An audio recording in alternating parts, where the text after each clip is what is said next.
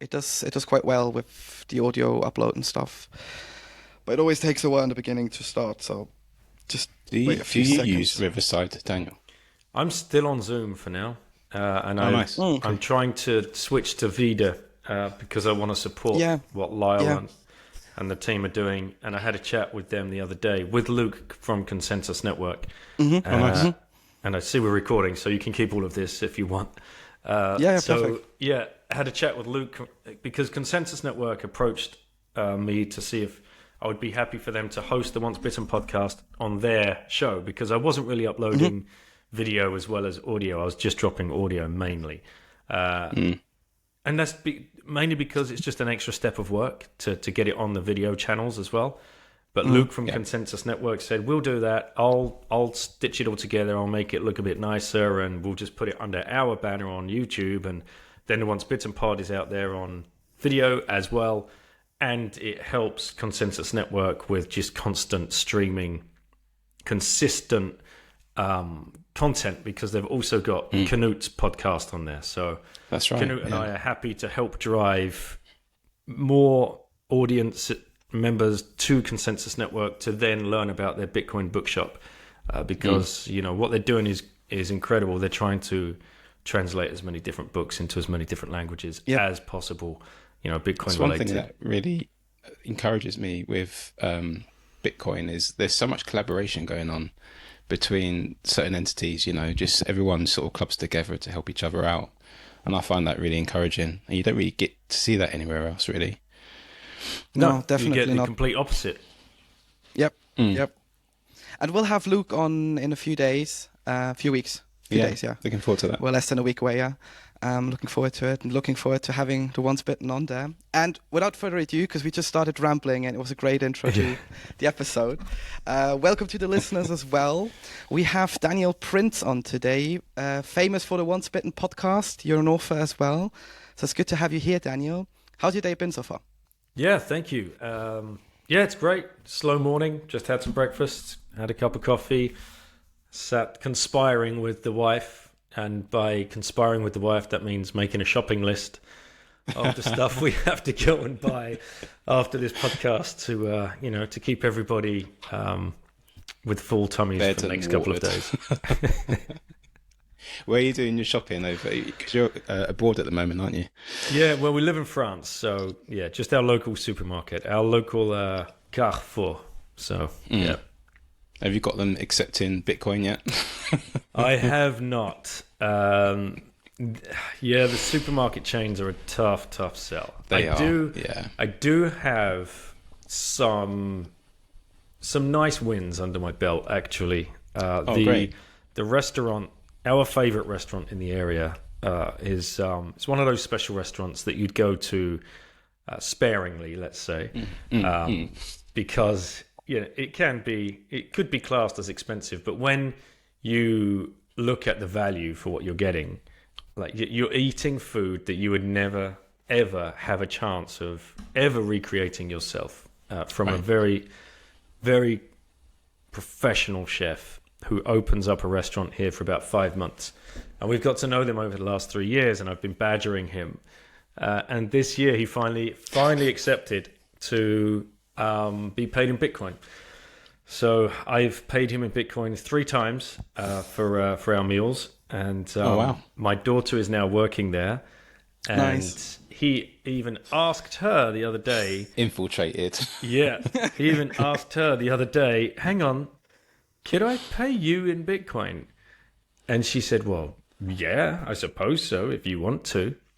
So now he's already made that step in his own mind. Right. Like, hang on a second. So if I pay you in Bitcoin, then I could potentially just take you off the employee roster, and then I don't have to pay this extra 30% of your salary to a government that is, actively trying to close down my business 24/7 with added regulations and, whatever else. So yeah, that's the rabbit hole he's starting to fall down. And I love Nice. seeing, you've had like 6 or 7 touch points with a person, then all of a sudden that one touch point resonates with them. Yeah. And that's the skill of orange pilling. It's like, where's the pain point? It's like any kind of sales. It's like, where's the pain point?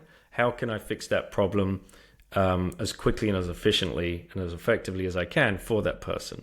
So but it's still so difficult because Bitcoin is so broad. And it's nice to see it all happen organically when people start churning that through their minds and like, bam, okay, now I get it. Why didn't you fucking tell me this in the first place? Yeah. I think we all go through those moments. Why didn't I fucking discover this sooner than I did?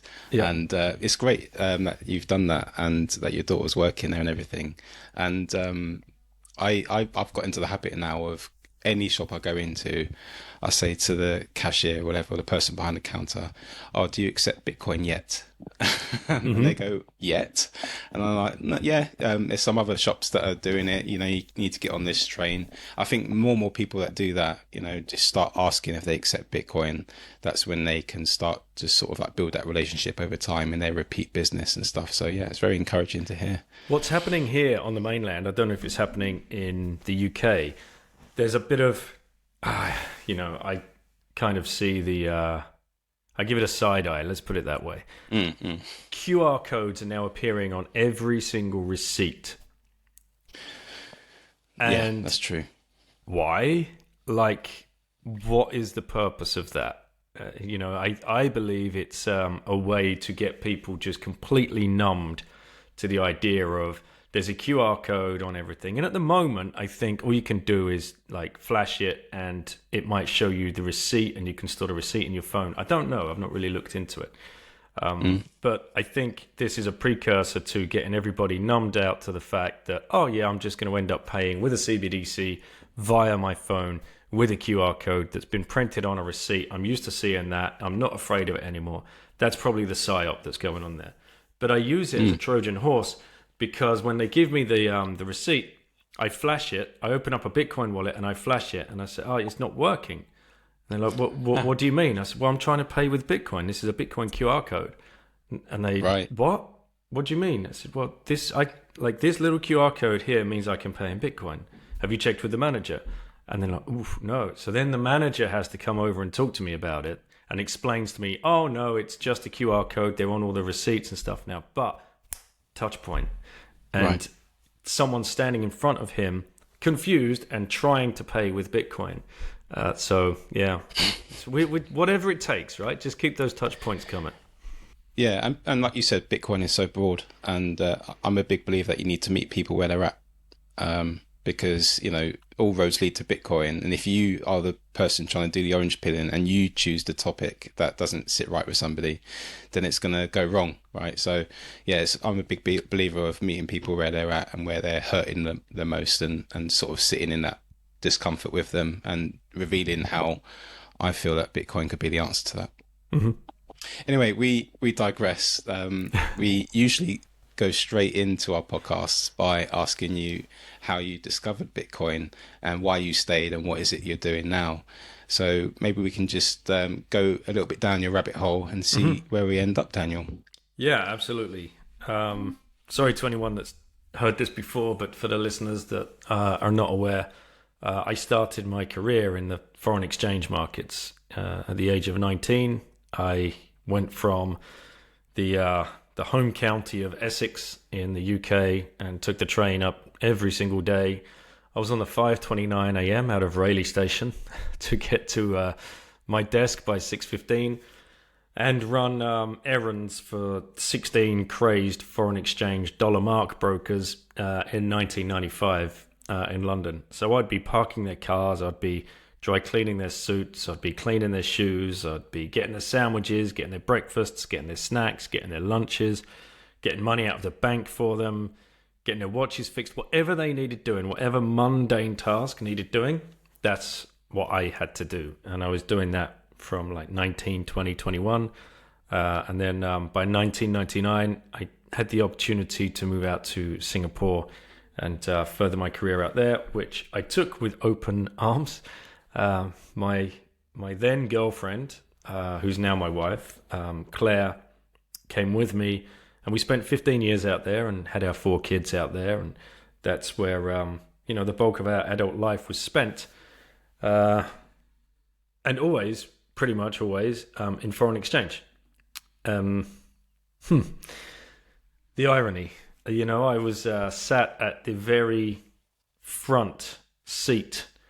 I mean, the Cantillon effect couldn't have been any closer to me. I was at the spigot of money. I was drinking from the fire hose without even knowing really what a fiat currency was. But that's what I was doing all day. I was brokering foreign exchange options deals between the world's biggest banks every single day, some days in the billions of dollars, and having no thought of where that money was even coming from. I honestly believed that these banks were hedging risk, were executing business on behalf of their huge conglomerate customers, such as oil companies, aviation companies, car manufacturing companies that had foreign exchange exposure in all of these different world countries in which they operated around the world. Zoom out now and you're like, wow. Yeah, they were just dealing basically in freshly printed, counterfeited money that was pumped into the system by either the Bank of Japan or the Bank of England or the Federal Reserve. And this whole machine was just a game of smoke and mirrors. And I was making money, rent-seeking, making money, brokering these deals and then taking commission. So that was a very sobering thought when I started learning about Bitcoin, because I exited that life in 2014. I had come to the end of my career. I just couldn't do it anymore. The fire was gone from my belly. Had 4 kids at home. I was a lodger in my own house. Saw them at the weekends if I was lucky. Invariably in bed by the time I even got home from work. And I read a book called The 4-Hour Workweek by Tim Ferriss. And I was like, man, I am living a deferred lifestyle here. And this is not a good way to be using my time. And seeing my family, well, not seeing my family grow up under my nose, that was the sucker punch. So we made the brave decision to quit and start traveling with the kids, and we took the kids out of school. They were 8, 6, and 2 3-year-old twins at that point in life, and we started home swapping our way around the world. And we thought we'd go for maybe 6 months, 9 months. We ended up doing 2.5 years. Constant travel, a mix of home swapping and house sitting. And that was what unlocked the reason we could go for so long is because we'd driven our cost of accommodation to effectively zero. We were using a house that I'd bought 18 years ago in Koh Samui in Thailand as a little investment property. And we just put that on the home exchange website, and we still home exchange to this day. In fact, my wife and I are doing one in 10 days' time.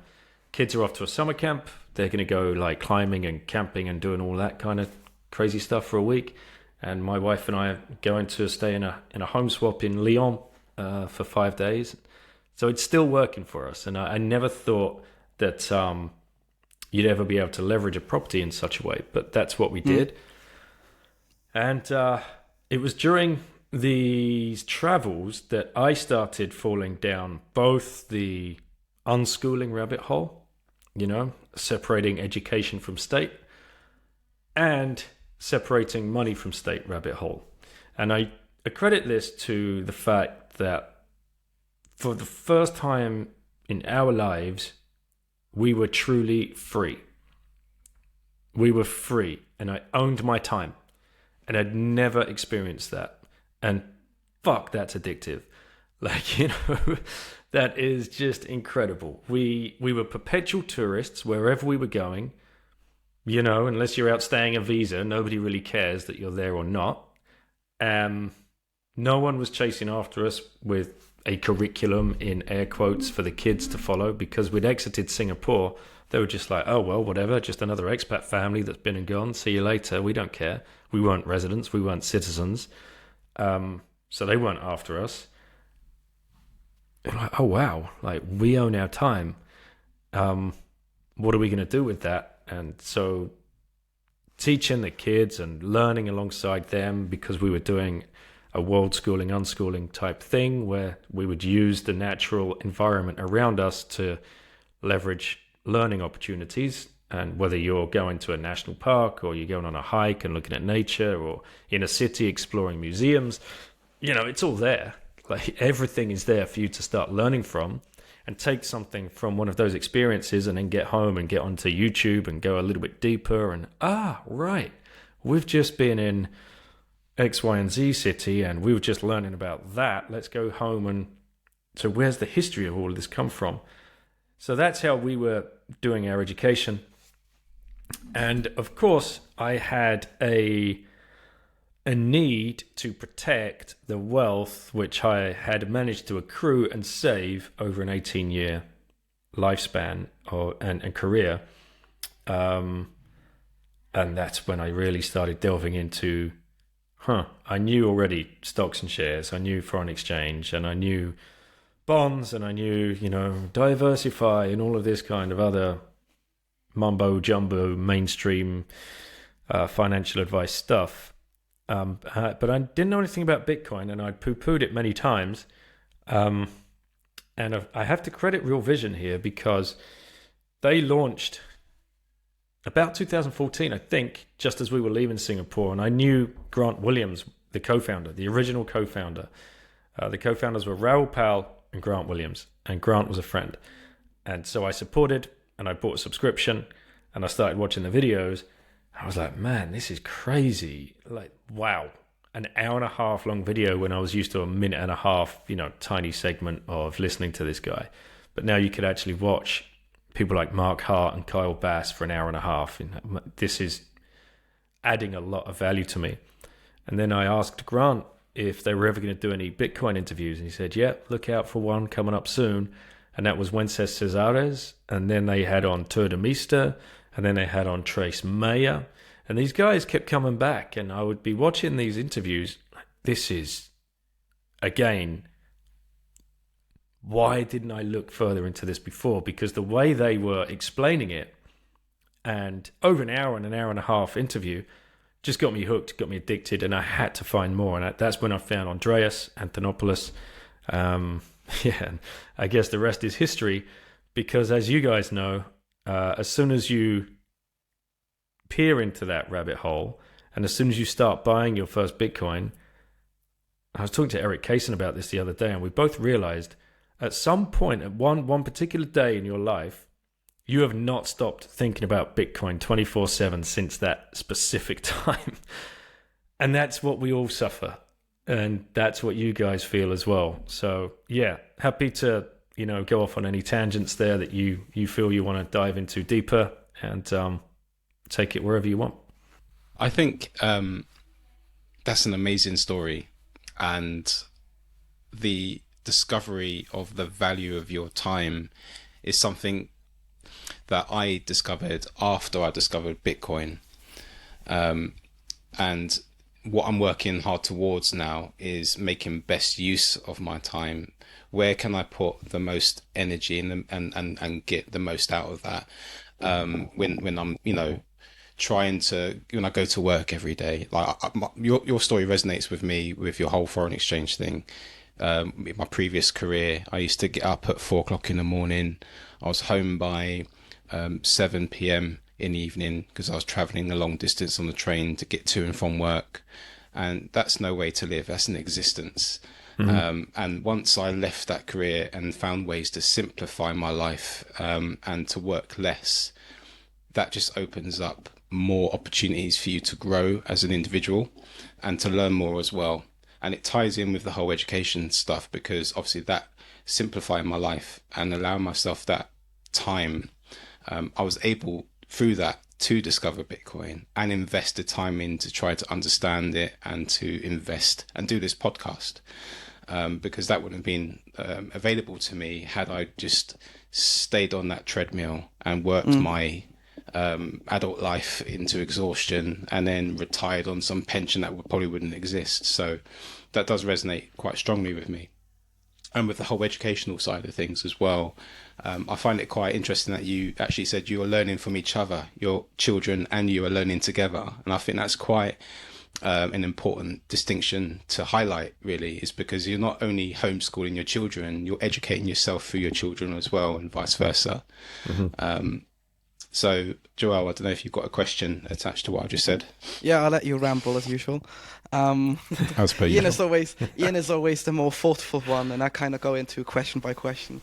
I have two things. So, firstly, a very important message, what you said, separating money from state. That's what I would say most Bitcoiners are in. But then they leave out all of those details. You're still attached to maybe corrupt government. I mean, essentially all governments are kind of corrupted. Or you get your cool school kids to school, which then grow up in this horrible environment, and not just educationally speaking. Yeah, you get into this horrible mindset. People pressure you into getting to work at 5, getting back at 11. What was the moment for you when you went down the separating education from state rabbit hole? Yeah. Okay. So I guess it was destined to happen the minute I realized I couldn't work another minute in my day job. And I remember that vividly. It must have been, it would have been like 3rd or 4th of January, I suppose, 2012, 13, where I remember walking in after the Christmas break, which is never a break, right? Because it's just hectic. And you get back to your desk, and I remember bending down underneath my desk to turn my computer on, and I can hear like my boss talking to one of my colleagues, and I was just like, I can't do this for another 10 to 20 years. This is just hell. And I vowed, as soon as I pressed my button, I vowed that I'd be getting myself out. And then that set my the snowball rolling, I suppose, into exiting the career. And then because we'd done that, we decided to travel. We had no option other than to self-educate. Homeschool's kind of like the wrong word here, and anybody in that movement would agree, because that, what most people think of is just mum and dad's getting sitting the kids down, getting a chalkboard at the front of the kitchen table and like, right, okay, children, today we're going to learn about X, Y, and Z, and you deliver a lesson and you deliver a curriculum. Absolute nonsense. Does not happen. None ever. Nobody homeschools, in air quotes, that way. Those people that do not send their children to school and opt to self-educate are doing all kinds of different things. There's no one way. There's no right way. It's whatever works for you and your family, and that's going to change 100 times throughout the year because you have that time and you have the ability to follow those natural instincts. Then you follow the child, and that's what self-directed education is all about. And Peter Gray is probably one of the people who most inspired us with his book Free to Learn. And Sir Ken Robinson's TED Talk, Do Schools Kill Creativity, is still the most downloaded TED Talk of all time. And you start watching these guys, and I was lucky enough to interview both of them, so personally interviewing them and getting an insight into their minds and reading their books. So Ken wrote Finding Your Element, and Your Child in School, I think, is another book he wrote. And it starts blowing your mind, and then you fall down.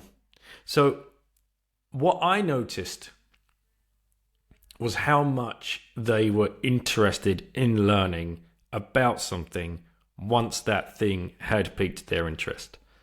Like, you can't turn that off. I mean, school does.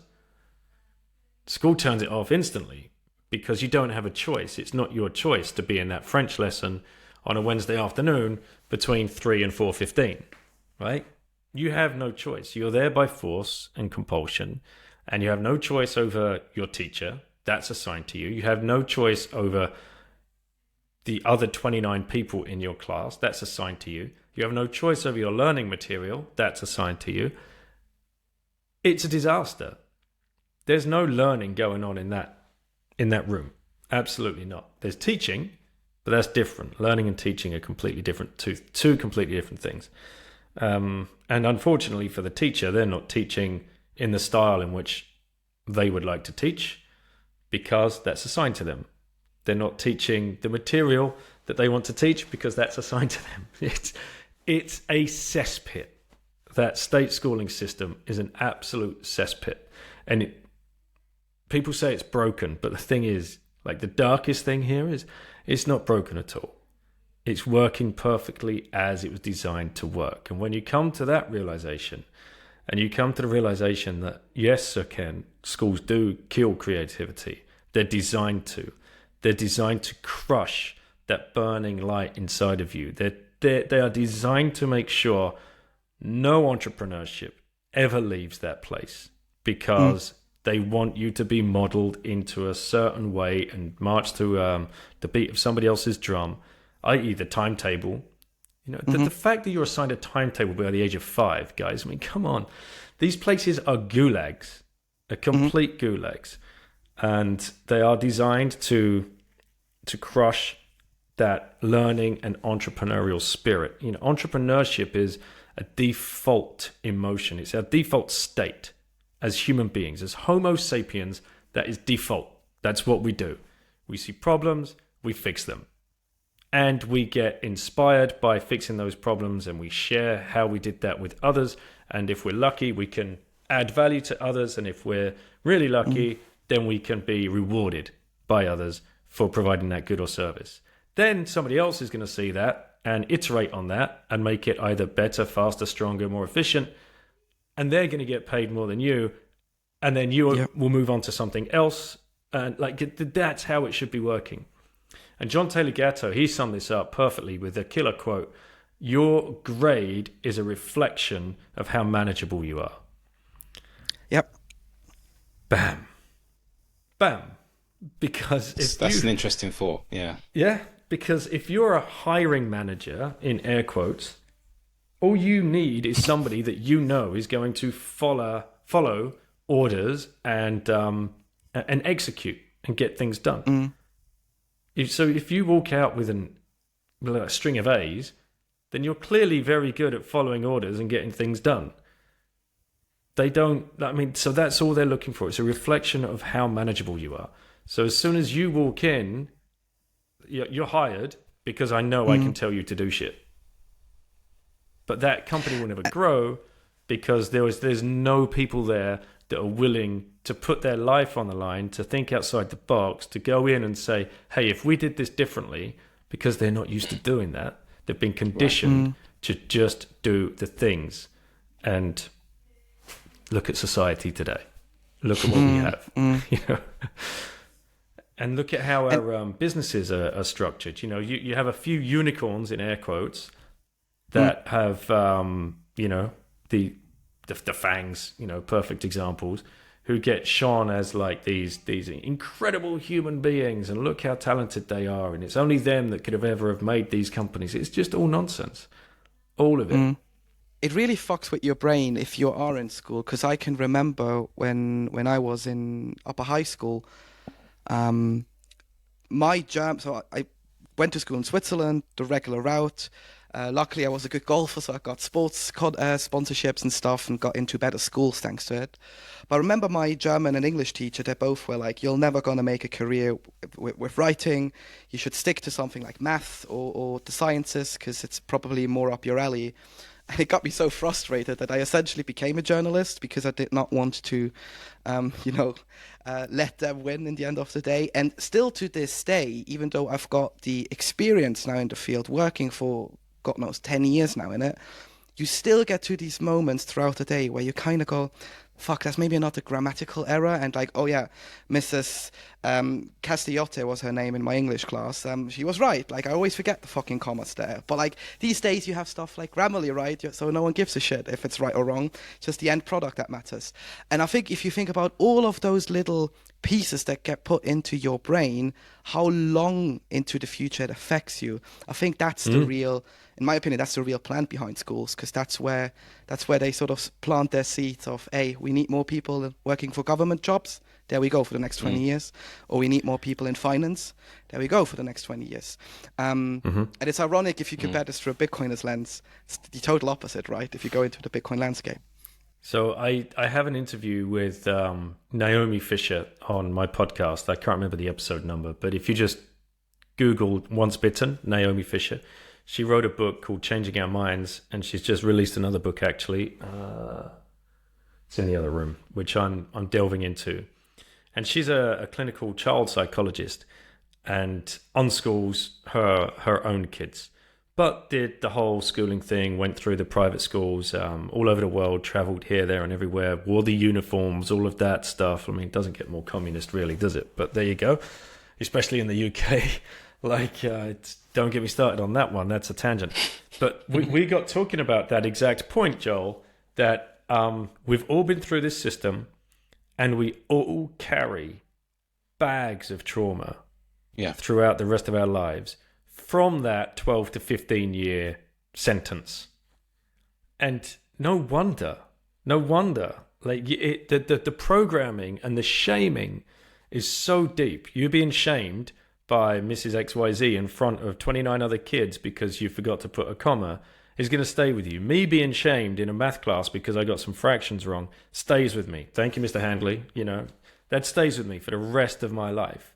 Ian, I'm sure you have many other examples. We all do. That is trauma that we are still carrying into our adult life. And what Naomi can't figure out is why then do we subject the people we love the most, our children, to the same shit? Why would we do that? If you had spent 5 years and an unfair prison sentence, would you wish that on anyone, let alone your children? Like you absolutely not, right? But yet somehow we've been completely tricked into believing that, well, once little Johnny is 3, they've got to go into pre-kindy, and then by 4 they've got to be in kindy, then by 5 they've got to be in full primary school with a full timetable, and then we're good to go. We're on, and then they're into primary school, and then 11 they go to big boy school, and they'll be fine. They'll be set by then, and then by 18 they'll have sit all their GCSEs, and then they'll have done their A levels, and then it will be on to university, and then by 22 they'll be good to go. They can just walk out of those doors, breathe a sigh of relief, and go straight into a nice job and get their 2.4 children and a white picket fence. Like, this is fucking mental. Like, this is absolute. But that's the way 99% of us think. And it's because of this one weapon the state wield over us, the education system. It's their biggest tool. Like, we think the money printer is their biggest tool. No, man. Like, they take our kids from us at 3. They destroy the family link. They make the kids their own. They're saying the quiet parts out loud now. They've even said, Biden recently said, we have to remember the children are children of the state. Like, they're so far gone. They're so far gone. And it's basically an institution for compliance. Like, if you're late, you get a detention. If you disagree or disruptive by sort of asking questions that you're not allowed to, you're given a detention. So the sanctions are tied in, and the rewards of getting good grades will mean that you get extra football time out on the school playground for 20 minutes or something like that. It's like, it sounds very similar to the business model of prisons. And it's almost like when you were a child and you went through the educational system, they're almost at the same time breeding something into you whereby it signals that education is important. Going to school is essential. So when you have kids, you're just repeating that whole trauma process again and again on behalf of the state. So not only is the state enforcing education, the parents are being pawned into forcing that upon their children as well. And it's quite sickening to think about, really, and how it actually operates at a deeper level. But Ian, education is, free public education is a human right. Think of the poor children in Africa, like, you disgusting, you see the memes they have, you see what they do, they shame you immediately. You're cancelled for questioning their system. Instantly you are a thoughtless, horrible individual. Yeah, it's politicized as well. You know, it determines where you sit on the specs as well, just by speaking out about something you don't agree with, which I think is a weapon that the state uses as well. And but the problem I see is, yes, it would be actually fantastic if people can actually get their schools out of these institutions, learn with them. You've got the information age now; everything's available online. People can self-learn. And I know that Angelo, one of our previous guests, Angelo Summers, he left school when he was 14, and he wrote like an essay to convince his parents and the school to let himself educate himself, and he did that, and he took that step, and it's quite a fascinating story listening to him. But parents have to go to work, right? They have to do their 9 to 5 or their 12 hours shift or whatever, and in that time their kids are in school, and they have to go to work to earn the money. So how can they stay at home and educate their kids? It's kind of a bind that they've got us in, and how can we step out of that? Exactly. It's that's all part of the trick. And UK is probably a great example, because many people are probably living in a house that they're completely, really, what's the best way to describe this? What's it called? It's the sphere of influence, right? In the UK, around a school. Right. So there's a school which you find desirable, and you want little Johnny to go to that school at all costs. But to go to that school, you have to move into that school's sphere of influence, which they change every now and then, by the way, just to keep you guessing. So to get in that site, inside that school of that sphere of influence, you have to buy a house. And of course, that house is priced because of that sphere of influence boundary. So most people are taking out that they're working overtime. Both parents are working just to be in that sphere of influence, just so they can send little Johnny to that fucking gulag, and put them through this hell for the next 12 years, which they think they're doing a good job. I'm being a good parent. This is on me. I've got to work this time. I've got to work these hours so we can live in this nice house and have this nice shelter. You're doing all the right things, right? And then I've done this as a way to get them the best education that I could afford to give them. Yay for me, top parent, right? But you've been gaslit the whole way. And you've got to work harder and harder to keep in that house, to stay on that hamster wheel, especially if you're on a variable rate mortgage, and now they're just randomly putting interest rates up whenever they want. And they've devalued the power of your pound, because they've just printed God knows how many hundreds of billions of pounds into the economy. So, and then they might just shrink that sphere of influence for whatever reason, and the house that you did buy is now going to crash in value. This is a game you cannot win. So when people think about, well, I can see my child is desperately unhappy. I can see they're depressed. I can see they're anxious. I can see they're withdrawn. I have zero connection with them. I don't see them in the evening because I get home and I've got to do my emails, or they're at home and they're just in their bedroom talking to their friends, or doing their homework, which is just another psyop, right?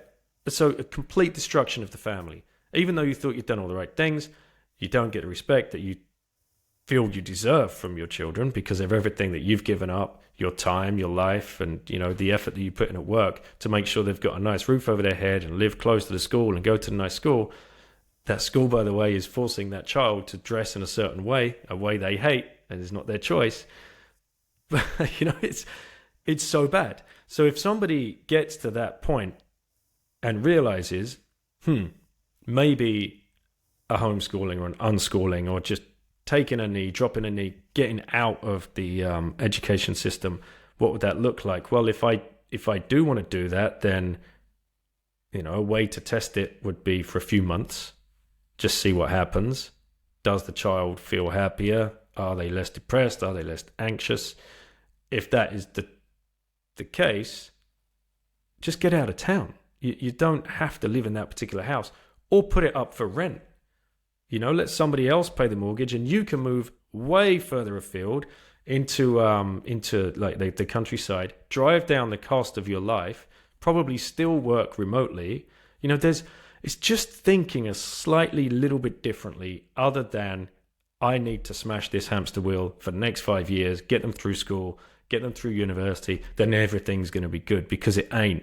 It's just going to compound and get worse and worse. Yeah, because they're going to come out of that educational institution traumatized and probably worse, ingrained in the system, embedded in the system too much for you to sort of really drag them out of it.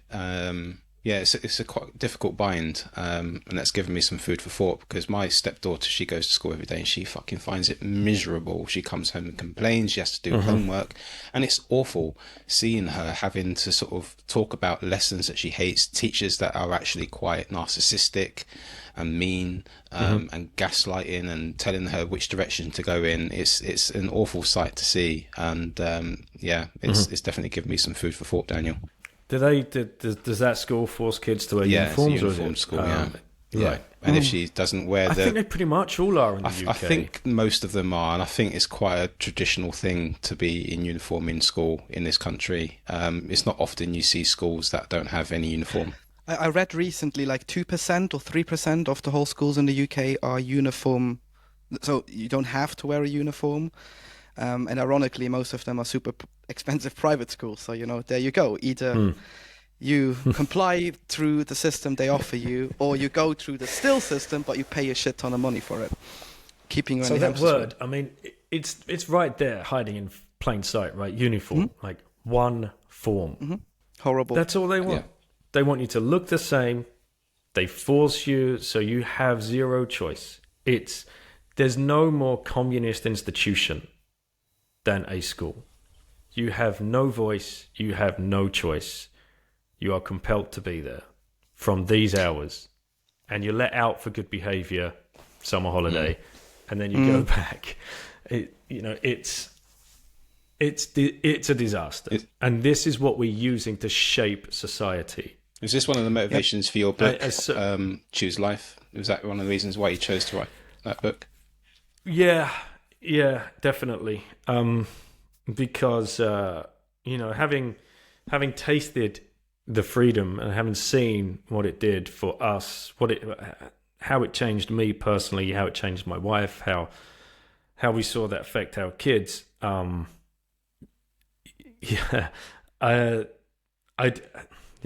know. About 100 people said to me, "You got to write a book about it. You got to write a book." I'm like, "Nah, we got the blog. That's fine. People can find all the information." But what one friend finally said to me is like, "Come on, man, just write the fucking book. Like, you could change someone's life. If it doesn't matter how many people read it, if you write this book and that changes someone's life and that family, I mean, job done, right?" I'm like, "Oh man, now I got to write the fucking book, don't I?" So that's what I did. Pressure. So I started, and as soon as I started, I couldn't stop. All of this stuff was inside of me that I just needed to get out, I suppose. And that took the form of a book, and I had an editor. I found an editor, and she helped me put it all together.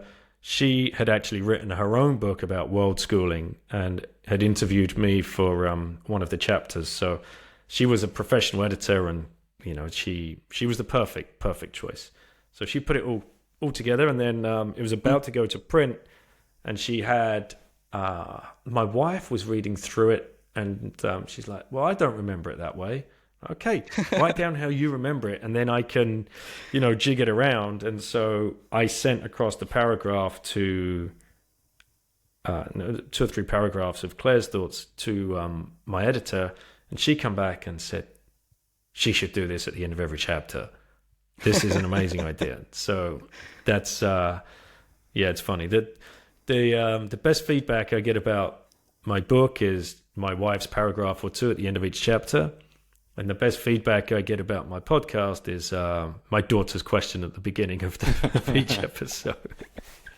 I mean, your daughter Lauren, she's doing some fantastic work with the podcast, and how is that being the dad and witnessing her growth within the Bitcoin ecosystem? How is that for you? It's so amazing. And you have no idea what's rubbing off on them. And this is the beauty of this style of education. And believe me, it's not a bed of roses. You're beating yourself up all of the time. And sometimes you just want to hit the panic button and right, okay, just get them back in school because, I'm failing them. And, all of this self-doubt creeps in. I want to make that perfectly clear for people. It's not an easy decision to make. In fact, it's most people are going to tell you you're an irresponsible parent if you take your children out of school. Whereas the opposite is true. Because you now have ultimate responsibility. You are being self-sovereign with your child's education. It's down to you. It's all on you. You're not putting them on the big yellow bus and waving them goodbye. That's irresponsible parenting. That's just saying, all right, yeah, have a nice day at school. Wonder what they're going to learn about because you have no clue. Like there's no responsibility there. You've completely outsourced the responsibility to the state and whatever agenda that they want to push through that system via the poor teachers that get caught in the middle.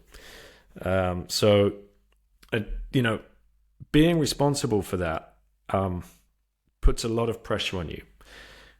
Self-pressure and societal pressure and familial pressure too, because nannies and granddads, aunties and uncles are all very worried and they want the best for their children. And in their mind's eye is, of course, they should just be in school and because they've all gone through the same traumatic experience and been programmed as hard as anybody else, perhaps even harder.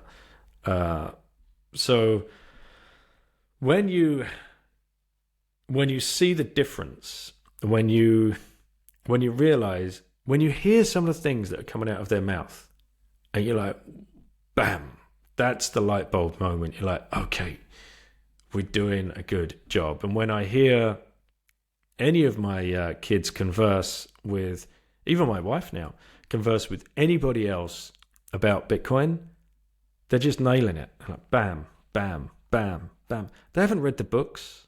I've read thousands of these books. Like, no, not thousands, but thousands of hours, done the thousands of hours. They've not watched the YouTube podcasts. They've not read any articles. So whatever they're espousing is coming from a different method of learning. And whether that's listening to me at the dinner table, which invariably doesn't happen, or that's listening to me have conversations with other people, or Lauren, she's interviewed over 300 people on the podcast, the first question. And everybody is so gracious with their time and try to explain it to her in a way that a 9 to 12-year-old should understand or could understand. And you never know how someone's brain is going to process the information that they've just been subjected to. And you never know when that's going to start clicking. And you never know when that is going to be triggered. That knowledge is going to be triggered in a conversation out at we were at a random party gathering on Saturday night. And Sophia, my 15-year-old daughter, who's only ever asked a few questions on the podcast, comes across to me with a 13-year-old and a 16-year-old boy and says, Daddy, these guys want to talk to you because I overheard them talking about Bitcoin. And I said, oh, you should ask my dad some questions. So we spent the next hour talking about Bitcoin. But Lauren and Sophia were interjecting with all that. I just kind of like steered the conversation, a little bit of questioning here, there. And they were like, oh yeah, but no, what you should do is something called dollar cost averaging or euro cost averaging, because that's when you just buy, you use your pocket money just a little bit, maybe like 10 euros a week, and you just do it slowly. They're saying this to other kids. And I didn't sit them down with a textbook and teach them that. I didn't need to. They've been learning the whole time. That's how learning happens. And, it shows itself in the most meaningful manner. Like that, to me, was amazing. Here we are standing at a, friend's party, and 4 teenagers and tweenagers are talking about Bitcoin properly. Yeah. That must have been amazing to see. Yeah. I do worry about children, actually, in this day and age, because, and it ties into the whole educational discussion we've been having. They're spending many hours in the day at school. They come home, they have to do homework. They go into school wearing uniform, being compliant, and all they want to do is actually switch off because they're exhausted. So the natural thing they do is just go on social media and flick through the likes of TikTok and Instagram and things like that, just to sort of like detach themselves somewhat from the world. And I do see some worrying things on social media, and I think we discussed it before we started recording, Daniel. There's this NPC trend that is going on at the moment where these young adolescents are behaving as if they're like a video game character on a live stream, and people are tipping them to do certain actions and moves on the screen and stuff like that. It's quite unsettling to see that people are recording themselves live for the world to see, with thousands of people viewing at any one given time and throwing money at them to do certain moves. And it's just sucking us into this kind of vacuum where we don't educate ourselves beyond what we're being taught at school. And I just wonder if you've got any thoughts about that, Daniel. Yeah, you did say something about this beforehand. I've not seen it yet, thankfully. What kind of things are they doing? Like what are the actions that? It's the most mundane thing. They're really sitting, so they've got their phones propped up, they're live streaming, and they've got stuff like, I don't know, you've got an emoji here, eat cake, and then people are going to pay them to eat cake, and they eat cake. I don't know, be a dog, say something funny. The most mundane shit, and all the reasons they're doing it is to get the likes, get these like tips payments on TikTok or whatever it is, and then essentially start another live stream, keep doing it over and over again. And what really frustrates me is like, instead of actually sitting down, maybe listening to a podcast, maybe learning why certain things you look at are different, don't work, they do this over and over and over again. And then you get into the feeds are pushing it, you get recommendations and all of that stuff. So you can't even describe it. It's just the most normal stuff, and they get paid for shit instead of actually doing proper value for value and contributing this way. So they're earning dollars, or have TikTok got some kind of tick token or something? Well, essentially, you can use your Great British Pounds to load up onto this virtual wallet on TikTok that enables you to join a live stream, tip people, and whatever you tip qualifies a different either food emoji, or it generates a hat on their head while they're on live stream, and they thank you for giving them their tip and stuff like that. And people are just doing the most weird and bizarre stuff in order to be unique enough to get these people to tune into their live stream and basically give them tips doing this weird and wonderful stuff online. And obviously when kids are scrolling through that, they're being I'm using the word subjected, and maybe that's quite telling as to my language, what I feel about it. But it's a weird kind of way for people to generate money by being these weird and wonderful characters online. It's desperation, isn't it? Yeah. It's desperation and escapism, like you were talking about. Like people are just so depressed, anxious, looking for some kind of escape. And for the people sending, so yeah, I think we were talking before, like, Bitcoin, how would Bitcoin fix this? And I think that just comes down to the incentive structure and like the value you place over that money, right? People don't value the sterling. People don't value dollars. That's why you're going to stream 50p or well, you're not even streaming, right? You're sending 50p or a pound or £2 so that somebody at the other end of the TikTok is going to do something, immediately, in what you think is immediately, but probably in a minute or two, eating cake, or like, where does this even lead? This leads to some very, very dark places, like, take your top off and all of this kind of stuff. It leads to what I've seen when I went to journalism school. We had, I think, 6 or 7 lessons in the week. They called it digital media, and sort of how, I don't know, one lesson was about Reddit. I sat there thinking, like, I know how to fucking use Reddit, like, you don't need to tell me. But, all of the structures that come with it. And I can see a future where you have that exact behavior, because 99% out there just want to be entertained because they're miserable with their lives.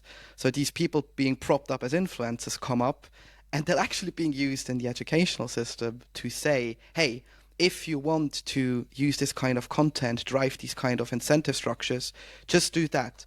And that's what really scares me, because this has nothing to do with like our monetary world. This has nothing to do with politics, whatever. This is simply just being entertained, and it's used as something good, in quotation marks, to show people how you can make money outside of the very hard and miserable life you're already living. So I think that's where it's sort of heading. And obviously all of these social platforms, they're not helping by just recommending this 24/7, right? So that's in my mind is like, oh shit, that could be one of those, backdoor attacks that for some reason you see popping up everywhere, whether it be on social, in society, or in some cases even into Bitcoin spaces. Like you get these weird thoughts coming in. Yeah, well, I'm imagining in the next month or two we're going to hear about the first TikTok NPC millionaire, which is going to spur another round of young boys and girls that, right, okay, I'm going to emulate that because they now think this is a perfect way for them to make a million. So this is fiat, right? This is what fiat does to people. So on a Bitcoin standard, this is my belief, in my opinion. I don't think that would be happening. I mean, we have value for value at the moment in the Bitcoin world with the podcast. You guys can release this on Fountain. I can listen to it, and I can stream you some sats whilst I'm listening to it to express my value, to express my gratitude for the time that you guys are putting up to put these episodes together. And then I can just stop that, or I can re-listen, or I can boost. I can send in a few thousand sats, whatever. But it's not like I'm controlling you to do things. There's something really dark about that.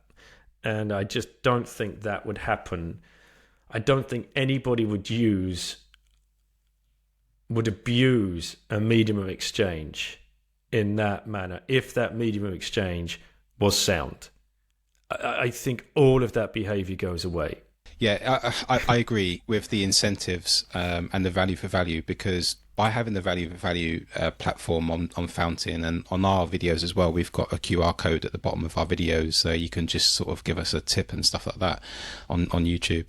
So and what that does help with is feedback, and gives us an idea of the type of quality of work that we're putting out there for our listeners, and we take that on board to sort of try and do better and try to sort of bring more value into the space. But at the moment, it's just on this new trend is NPC and all this sort of stuff. All you're doing really is just throwing money at someone just for entertainment purposes, and there's no real value in that at all. And that can become a deep and dark place where people are just sort of trying to, tell people what to do online, and that can go into all sorts of weird and wonderful things. But thank you for your time here, Daniel. It's been a fascinating discussion with you. We've been waiting to get you on for a while now, and we're coming up to time. But before we finish, is there anything that you wanted to mention that we haven't asked you? And also, is there anything that you can recommend Bitcoiners in terms of articles or content that they should consume that maybe that you found valuable as well? Yeah, absolutely. And first of all, thank you for what you guys are doing. There's not enough Bitcoin podcasts in the world. Many people would argue and say, oh, I'm drowning in content. It's like, well, think of the others that have yet to discover Bitcoin, and think of the others that haven't even peered into the rabbit hole. We've got to be ready with as much content as we possibly can. And, you guys stepping up and taking the time out of your day to create content and put it out there consistently. Thank you. And thank you for bringing me on and having this discussion.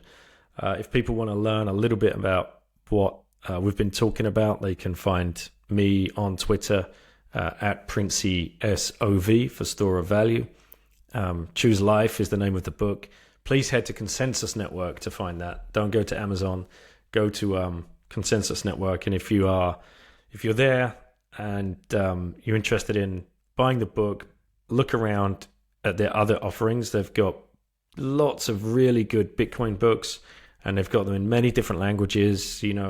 even if you've read it, buy one for your friend, or buy one for your friend in that language that they've perhaps not been able to get it in before.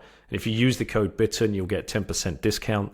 And if you pay via the Lightning Network, you get another 10% discount. So this is a really cheap way to get some gifts going, and to help people into the rabbit hole. Check out the podcast, Once Bitten, and come up and say hi if anybody's at the conferences over the next 6 months or so. Looking forward to meeting people in real life. Brilliant. Thank you, Daniel, for your time, and au revoir. Merci. Au revoir.